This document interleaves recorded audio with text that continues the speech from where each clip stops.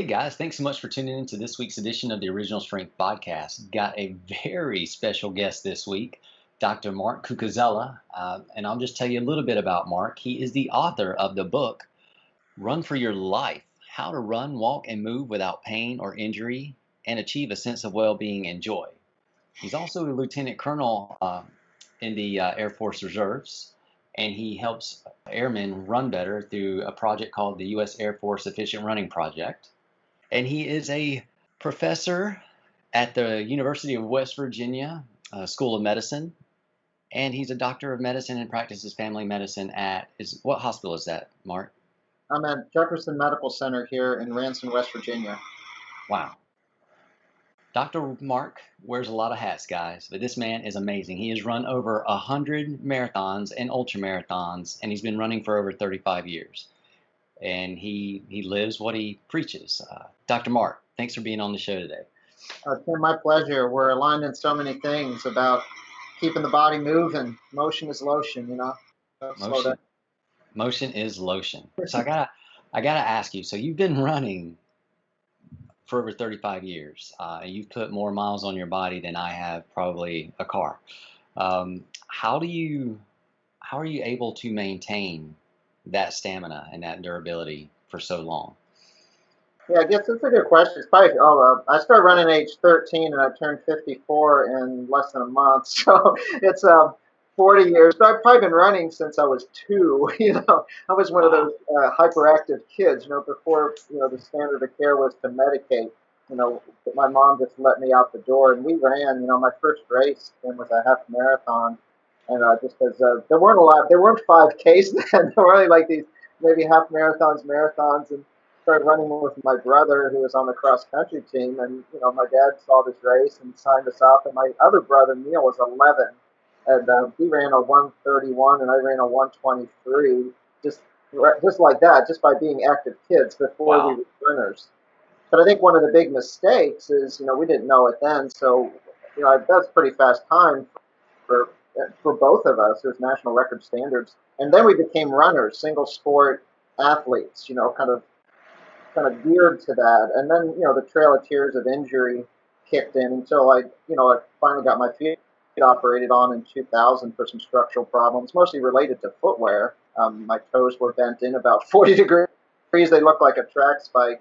And then that was my last running injury, knock on wood, 20 years ago, and had a streak of 30 years sub 3-hour marathons until that nasty year at Boston happened a few years back when everyone ran like 20 minutes slow. That was the year that I think the women's time was like 2:42. Desi won, but yeah, I keep running. I just did the virtual Boston Marathon with some friends 2 days ago. Woke up the next day feeling good, but it's all about maintenance. All about maintenance. Maintenance isn't sexy, you know. Maintenance, all the treatment shit, right? Foam rolling and supplements, and you know, get your massages. But maintenance is actually pretty basic, and you have to figure that out for yourself. You know, what does that mean, you know, for you? So I've seen, a couple of things. You said that you had to have corrective foot surgery on both feet? Yes. Because you were wearing normal running shoes, Yeah, so like here's a pair of, these are some Zero shoes here I wear to work. So this shoe looks like a foot. If you looked at a track spike from the 1980s, you know, they're pointed in. So my foot looked like a shoe, you know, by the end of my college running. But that was kind of, none of us knew any of this stuff. I went to med school. No one talked about the big toe and how important that was. But when your big toe is bent in at 40 degrees, it doesn't stabilize you. Your foot can't work like a spring. You know, so then all the other joints in your body, all the fascia tissue has to take that load. You know, so I was trying to run competitively, but constantly just moving injuries around the kinetic chain. Got my toes straightened out. They took out some of the bone, and you know, I was told at that time probably, you know, forego competitive running again. But that kind of sent me back into the rabbit hole. I realized I didn't know anything about the foot and running injuries from my medical training. You know, other than, you know, ice it, you know, take ibuprofen, which is highly dangerous, you know, and don't run, you know, and at that time, running was my stress relief, you know, and 3 months after the surgery, 3 months of not running, I think my dog had anxiety and I had anxiety. So I Oh needed man. to figure out how to run again and started slow. I never understood easy running either. Easy to people that are competitive is like all out, maybe one gear below on a recovery day, but we don't, take a group of Marines and tell them to run easy. They don't know what that means. That's why they're Marines. I kind of had that type A mindset just by, the way I was, right? We're all wired a different way, but it got me to just chuck that, aside and embrace the slow. And you get fast by running slow. Write about it in my book. That's how all training is aerobic development, working on biomechanics. And then you earn the right to run faster. But you got to go back to hit the reset button. And I think anyone who's run 40 years has probably had more than one reset button, in their lives, whether it's an illness, an injury, a surgery. I would imagine so. So just from what you said there, just for the listeners, the big toe is extremely important for the entire body then. Yes. Let's restate that. The big toe is the captain of the ship. I mean, if you were to think about it, your foot's a tripod. It's like the opposable thumb. It's really what differentiates us from non-running species is this big toe, has to engage and has to dorsiflex to recreate a stable foot on toe off. Right? So the foot's an adaptable 26 bone, 33 joint appendage. 25% of the bones in our body are from the ankle down. I mean, that's pretty fascinating. I don't know what each little bone and 100 of muscle tendon insertions are for, but they're probably for something useful, I would imagine. But when the big toe is taken away, the foot just collapses. You don't have a stable. If anyone's listening now, just try to jump rope with your toes spread out.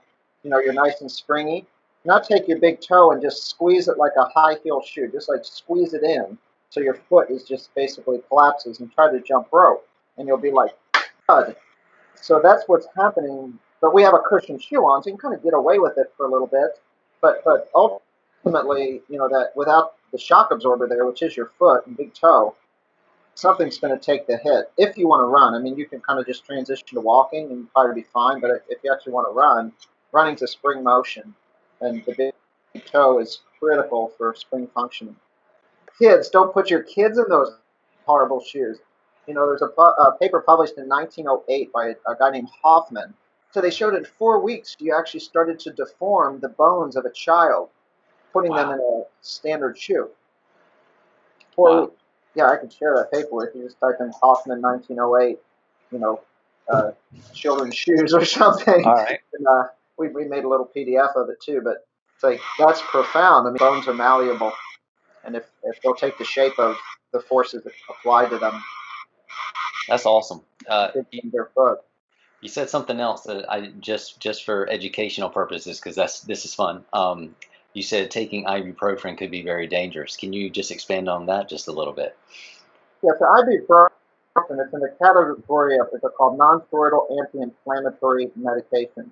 So essentially what they can do is they also function as analgesics, meaning pain relievers. So if you, had a little too much to drink and you have a headache or have a migraine, go ahead and take one, to make that symptom go away. But when you're looking at tissue health, so they actually inhibit the normal repair process. So this inflammation that we get just from overuse isn't pathologic, it's physiologic, meaning this is a normal process that needs normal repair.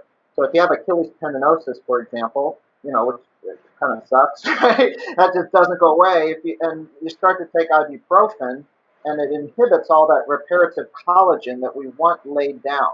Now, you may help the pain a little bit, but at the end of the day, you're establishing a weaker baseline of return to play. It makes you vulnerable to injury. So that's one mechanism. But the other thing that's, highly nefarious from these medications is their effect on the GI system and the lining of the gut and the stomach, as well as the kidneys.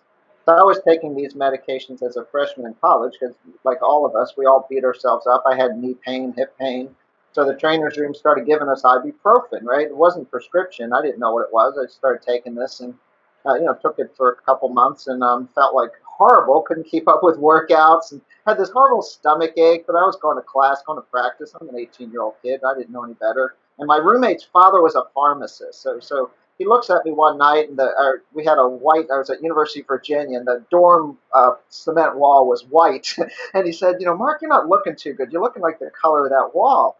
So he calls his dad, who's a pharmacist, and his dad asked, was he taking any medications? And I said, well, no, but they give me this stuff, in the trainer's room, and, read it out, and it was some kind of ibuprofen thing, Motrin.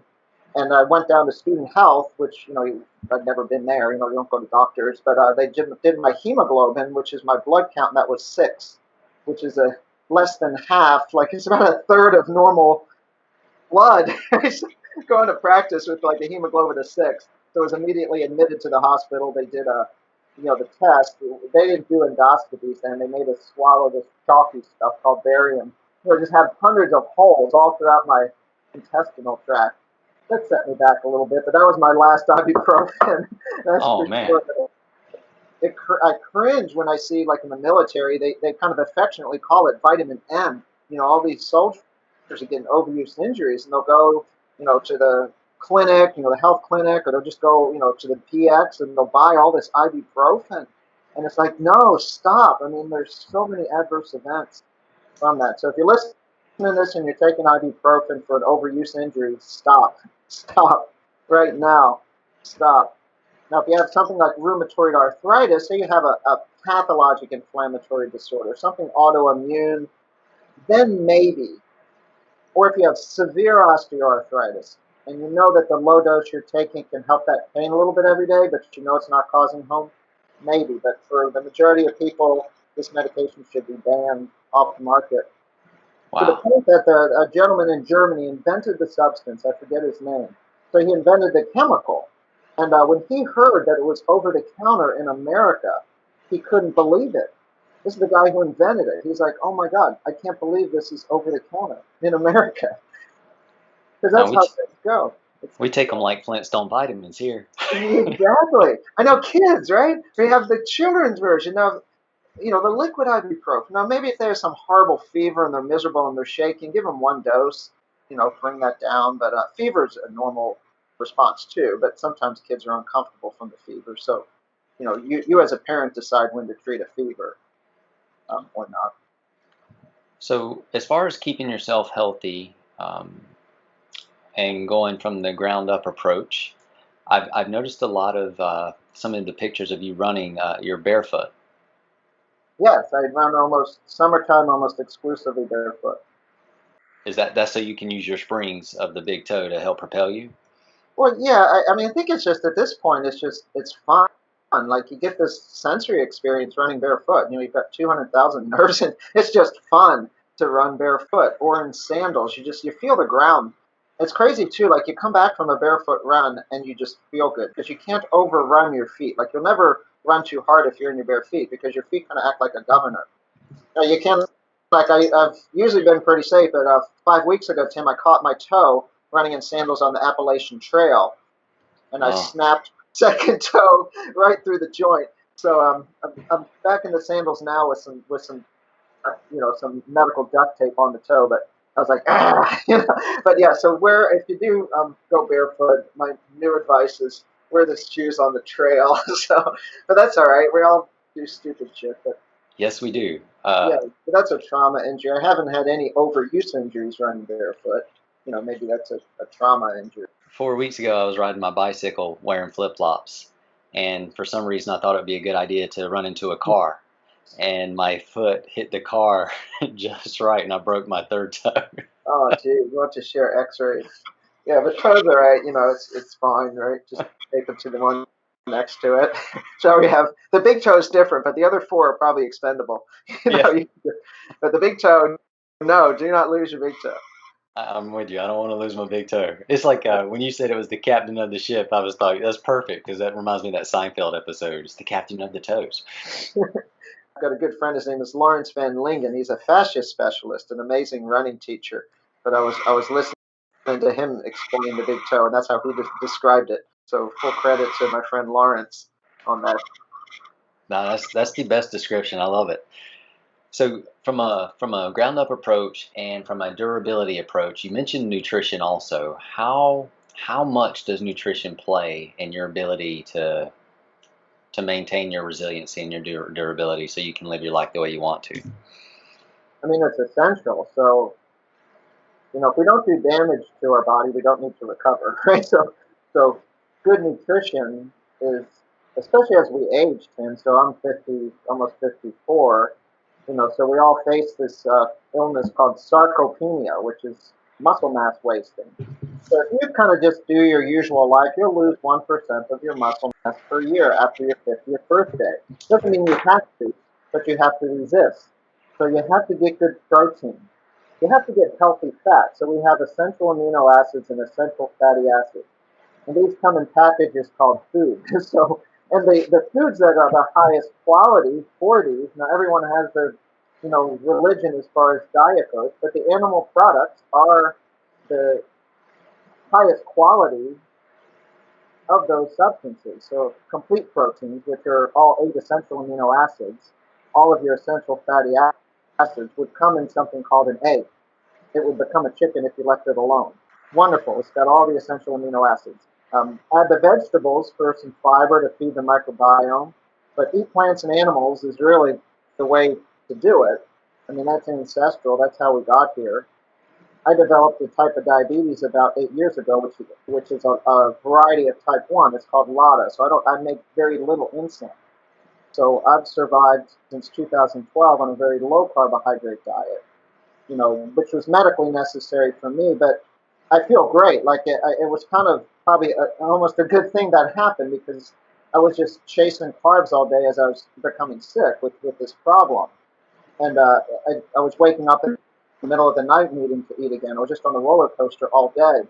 And then I figured it out and started wearing a continuous glucose monitor. So now I probably eat 20 to 40 grams of carbs max a day, which is salads. And I feel good. And I can skip meals and I can run marathons without eating anything because your body learns to use fat as fuel and you recover well. So it's kind of like exhaust. If you're constantly burning sugar, you're like a Dodge Charger and you're making more exhaust. You're oxidative stress. If you're burning fat, you're like a Tesla. Very clean burning in the mitochondria. So you feel good, right? Like run a marathon on Saturday on this course that had over 1,000 feet of climbing. Woke up Sunday morning and felt fine running a couple hours. So you don't beat yourself up. You finish your run, you get a meal. I had a huge omelet after that. You don't need to carb up afterwards. Your body runs on fat. It's a good place to be. The majority of what I do medically, the majority of my state has obesity and diabetes. So if you're on that spectrum, your body can't tolerate the sugar. So it doesn't matter how much you run. Now, 20-somethings right out of college, they can burn the carbs. They're fine. They're insulin sensitive. These people who are insulin resistant, meaning the carbs don't behave the same way, they need to adapt a lower carbohydrate approach. Play with it and experiment. And it's amazing. They'll get their running back because their body will just get healthy. They'll start to lose the belly fat, make energy from the belly fat. They wake up with energy and they sleep better. Joints start to feel better. So if you're in that camp, you got a belly, if 2 times your waist is greater than your height, lock down the carbs. Wow. 2 to 4 weeks. Just do it as an experiment. Eat the eggs, eat the meat, eat the fish, non-starchy vegetables. Eat some nuts, right? This is like not extreme. This is just real food, just without the bread. Have the hamburger, just no bread, no white stuff, no sugar, no starch, and it's magic. What about if you're on a low carb diet? Is getting enough fiber a concern for you, or does you just think it's a natural? It just happens. Yeah, people they misinterpret what low carb is. So if you were to eat lunch with me, Tim, you'd say, well, Mark eats a plant-based diet because you'd see this big salad bowl. But on top of it is going to be, I've got hard-boiled eggs in the fridge. So I'll probably have like 2 or 3 hard-boiled eggs and cheese on it. If there's good quality meat, I'll put it on it. So the fiber feeds the gut microbiome. Maybe some people have read about that. So we have 6 trillion bacteria in our colon. So this insoluble fiber called roughage actually acts as food. It doesn't act as carbohydrate, even though it is carbohydrate. It forms you have insoluble fiber and soluble fiber. So the insoluble fiber is kind of the roughage it passes through, and the soluble fiber forms like a gel on your intestines to allow that to happen, kind of a matrix. So those non-starchy plants you eat make their way down to the intestine pretty much untouched and become lunch for those bacteria, almost like a ruminant. So cows eat grass, right? They don't Hmm. eat, they're eating all carbs, but wait, how do they put on fat? They have some grains, but their ruminant stomach converts that to fatty acid through the bacteria in the gut. So we have a similar mechanism in humans to do that. Now, if you have white bread, it absorbs immediately at the small intestine immediately. So I've got a glucose monitor in my arm. If I had a piece of white bread, my sugar would go up to 250, right, like that. But if I had a salad, it's flat, flat, flat, because it doesn't do that. It doesn't raise your blood glucose. So carbs are not carbs.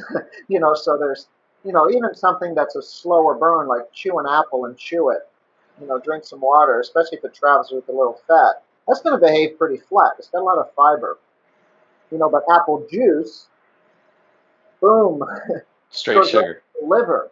And that's where the kids are developing this disease, in second grade now. Any kid who's got a little bit of a belly already has fatty liver.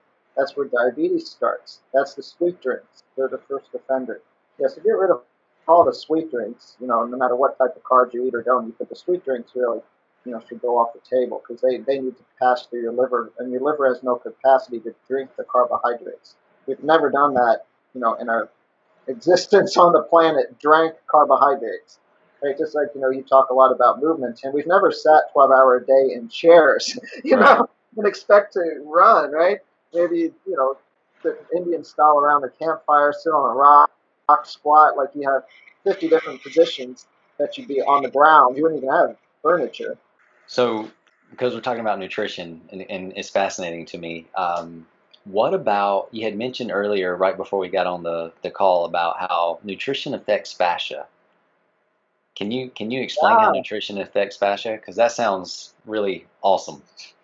yeah. I mean, well, we know that fasciitis, which we call it, is really a degenerative condition, fasciosis, meaning whether it's your Achilles, plantar fascia, tib posterior, some of the sacroiliac. So healthy fat. So fascia. Think of your Achilles tendon. How many millions of little collagen fibers. It's like a box of vermicelli noodles. Times infinity, all sliding and gliding beautifully. So when we run and we jump, our calf muscles behave isometrically, meaning they're not contracting, shortening, and lengthening. They're stabilizing, and the lengthening is coming through the fascia. Like a bungee cord. So I kind of like all the good quality fats, I mean, the omega 3s, so your fish, olive oils, real grass fed butter. So this really behaves like an olive oil into like a lubricant, WD-40, into that fascia, to just allow it to behave normally. So if you're kind of waking up and you're stiff, add some fats with good omega 3, which are going to be just natural. Like an egg from your neighbor's chicken is going to be different than one from the grocery store. So the better quality fats are going to be better. And the glucose excursions, because we know that high glucose spikes create an inflammatory state. So it's more what you're getting rid of than maybe the fats, right? So if you're substituting, that big bowl of Fruit Loops with skim milk for 2 eggs in the morning with a little side of, local bacon, you don't have the glucose and insulin excursion because the insulin's got to go to work too to store the sugar. So there's multiple cascades of repair. The older you are, the more this is important. Try it. If you're stiff, yeah, just try it. No, it's fascinating. And it's not a product, right? You just eat farm meat. It's good. So I lost you for a second. You were saying that you always had itises when you were eating carbs. Yeah, when I was younger then too. I mean, there was always some little niggle that would never, never go away. But I'm not worried about that now. I don't get these little niggles. But everyone's an N of one. So I think if you're out there and Right. you're having niggles and you're waking up stiff and sore and you're eating, 400 grams of carbohydrates a day, try the opposite for a month. But realize the sugars are addictive, so you got to kind of be ready to do it. So slow down, right? If you don't damage yourself training too hard, you don't need to repair every day. Well, so even if you were going to make a drastic change in your diet, like what you were talking about with running, you have to go slower to go faster. It's okay to make the smaller changes instead of trying to dive Yeah, into the big change real quick. yeah. Most people, who are not extremely ill. I'll see people in the hospital just had a heart attack, and they're like, just I went all in, right? They'll say, look, tell me what to do, and I'll do it. And then other people aren't quite there. They're like drinking, 8 Mountain Dews a day. This is West Virginia, and I'm not making that up. We call it Mountain Dew now. And let's try to get that to one a week. Substitute something else. So what is their readiness to change? So it's all like we can't impose this on people, but try to let them make their own plan. Like, what are you ready to do today? And I'll support you. And if you go off the rails, it's cool. Get back on. So I wrote this down earlier when you were talking. You said that you could do a lot of foam rolling by how you eat.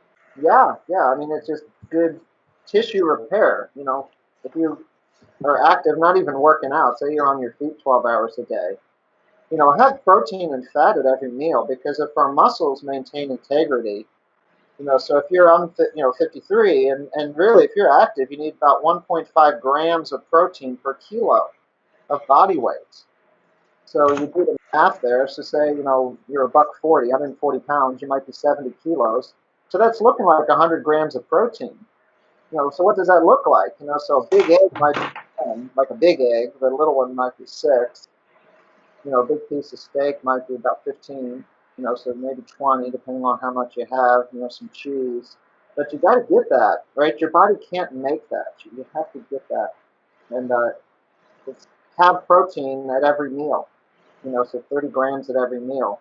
But if you eat real food, have a couple eggs in the morning, have some meat on the side, some cheese with it, some veggies, you're going to get it naturally without needing to supplement. So, I'm not telling people to go out and get supplemental protein drinks. Some of our sicker patients who just don't have an appetite, they can go get the shakes, which are very low sugar. There's one called Intro Protein Max, which we have at our hospital, Premier. So these will have like 5 or 6 grams of carbohydrates, 30 grams of protein in one of those little cartons. And if they drank that a couple times a day, that can help them, recover from an illness, because these people are so frail. So you've got to get the protein. Once you're frail to the point of no return, it's to the point of no return. So you got to get on it early. But it's joyful, make real food. Fish is loaded with protein.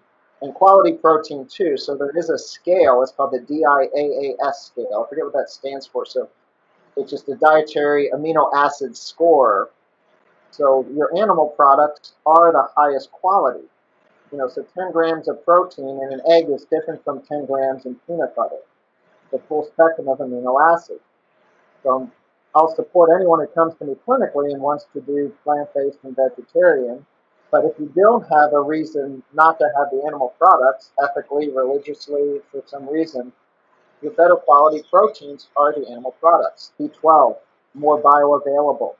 I mean, that's just the science of it. Keeping all politics aside. Diet has become a religion to people. Yes. But when you're medical, you can't bring your religion to the table. I just need to be honest with my patients, not give them my belief system. I believe, animals are treated inhumanely, so I'm going to tell you to eat peanut butter. I just can't do that, because there's animals that are treated wonderfully, raised sustainably, are essential for the land. We have them here in West Virginia. They're part of a local economy. And then there's factory farming, which I think most people would agree is not good.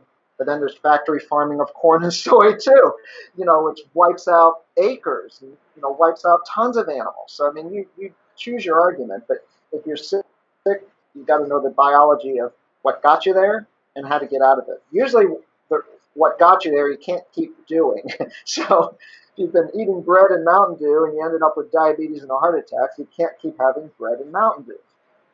So now we're talking about individuality of people and their needs and their values and their beliefs. How much does meal timing or fasting or frequency play into the actual needs, or just the beliefs in the individual? Very individual. So if I'm seeing someone who's morbidly obese, type 2 diabetes, and they're trying to lose weight, it's all about insulin. They've got to get insulin down, and they've got to teach their body to use fat as fuel. Insulin's like a dam. When we eat carbs, insulin goes up. We're storing. When you fast, insulin is low. When insulin is low, our bodies can use our own fat to fuel our muscles, to fuel, it's gluconeogenesis. So we'll make glucose from oxidation. It's called beta oxidation of fat, right? That's how we survived and got here. Now, if you haven't taught your body to use fat as fuel, I'm not telling people day one to intermittent fast. They need to just shift their metabolism. People have heard about metabolic flexibility. These people are 100% carb burners. They're trying to teach their body to use the other tank, kind of like a Prius, right? You got this big electric battery and you're going on gas all day. So they got to teach their body to use that tank. And then they start feeling good and the hunger goes away. That's the crazy thing about healthy fats and proteins. You're not hungry, right? If you're hungry, you're going to eat. So once they wake up and they're not hungry and they're still trying to lose weight, go ahead and skip breakfast. It's fine, right? But if they're hungry, they're going to have this drive to eat. So I kind of let them pick a place to start, teach the body to burn fat first, not sugar. And then if they stall in weight loss, then we'll work on other things. But go to the basics of it first, do the fundamentals, and it usually works really well. I call it intermittent feasting, not fasting, because fasting sounds painful. So or time Oh, restricted eating. They eat between 12 and 8. And it's fine. that's brilliant. Yeah, most can achieve it without doing that. I'm not trying to lose weight, so I eat breakfast. I run in the morning, and I'll have breakfast. Sometimes I'll skip lunch because I'll have a big breakfast of eggs. But if I have time, I'll have a little bit of lunch, and then I'll have a big meal later in the day. But I don't need the snack. I'm not hungry all the time. I love that how you just reframe that though instead of intermittent fasting was intermittent feasting. I think that's beautiful. That was But cool. people, it's not like a diet, right? You can't do something for 30 days and go back to where you were. So you have to, whatever people do has to be sustainable. If it takes this extreme, willpower, which we've all told people they need willpower, no. If it takes willpower, that's a limited resource. They're Ah, going to run that dry. So if naturally they're enjoying intermittent fasting, great. But I'm not going to force it on anyone. They'll just fail. right on. It'll be like holding a beach ball underwater. Ultimately, it'll come back up. That is great. So for the average person, because you mentioned that we're also not supposed to spend 12 hours in a chair every day. Negative. Right. So and you're talking about how it's wise to take things slow and do things, not try to be just dive in. What's Mhm. the best way for the average person that does spend 12 hours in a chair to start reclaiming their body and getting their movements back and getting to the point where they feel good again and they, renewing their joints, or what can they do? Yeah, I mean, just you could put it as simple as this, Tim. The best position is the next position. So just mix it up. So don't stand all day. Stand, sit. I've got a little Swiss ball at home. I'll sit on that. If you have a little kneely desk, so I've got a chair behind me, I can put my foot on this chair and get some hip extension while I'm sitting here talking to you. I can do a couple little side lunges. Get up. Make some coffee. Hang some clothes up. Just move. We all now for kids, right? They're all virtual school, which is, I don't know the downstream of that. Like when you're in a high school, big high school, I mean, you're probably getting how many thousands of steps a day just to go from class to class? I don't know, but at least every hour you get to walk Yeah, a usually a good amount. long way, right? Right. Sometimes with buildings, right? Like college too, right? You'd be Well, walking a mile to college you get could to walk a class. mile. Yeah, so now they're sitting in front of a Zoom recorder all day, sitting like this, my kids included, right? So, I'm trying to encourage my kids to get up. They're needing to virtual school right now. And Yeah, this new tough. world has its challenges for sure, Yeah, especially for the kids. yeah, it's I tough. mean, and it is hard because so we start losing our mobility when we get put into the education school world, because for what, 6 hours a day at a time when we're young, but we're certainly not made, especially kindergartners. I don't know how you can keep a Oh, yeah, kindergartner yeah. in front of a computer all day long, Disaster. because that's not the design though, right? And if that becomes easy for that kindergartner, we've really gone the wrong way. Yeah, yeah, So it's just, I hear you. Yeah, something's really wrong. You probably had to sedate them with, baby Einstein videos. Remember those things? The yes, kid would be just like, yes. you know, infotainment. Dr. Mark, thank you so much for spending your time with us. I know you've got to start working with patients in a little bit coming up, but this has been wonderful. Thank you very My much. pleasure, and thank you for all the work you're doing, just promoting and teaching the basics of movement. chatted a little bit in the beginning of this about children. So, I was an active kid, so I never had movement problems. So now kids need rehab. So, yeah, until I was put on running shoes, right? So I was a very active kid. I could climb anything. I could jump out of anything. We'd crawl through tunnels and sewers. I mean, you talk about the boy adventures in neighborhoods. And none of us had fascioses or itises, and we rarely wore shoes.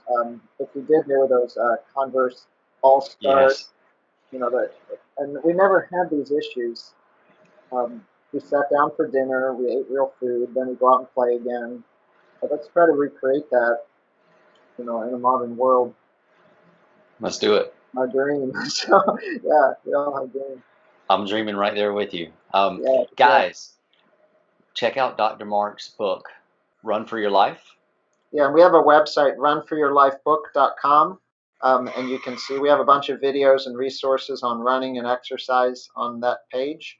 And also, I have a website, drmarksdesk.com, which links to a number of things we're doing here, our store, local races, a program called Nature Prescriptions, where we're trying to use nature as a means of health in the clinical setting. Stuff on Awesome. And I will put those in the notes of the podcast, guys, if you're looking for that. And thank you so much for listening. Dr. Mark, thank you for being with us. Guys, my pleasure. have a great week, everyone. We hope you've enjoyed this edition of the Original Strength Podcast.